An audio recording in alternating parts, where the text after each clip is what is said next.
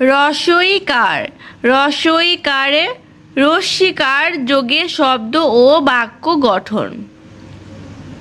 রস্বই রশ্মি দ যোগ রস্বীকার দয়ে রস্বীকারে দি দি দি চ যোগ রস্বীকার চয়ে রস্বীকারে চিনি চিনি। শব্দ পড়ি। দধি চিনি পাখি গাড়ি শিখি। চিঠি নিশি লিখি মিলি ঘড়ি। বাক্য পড়ি।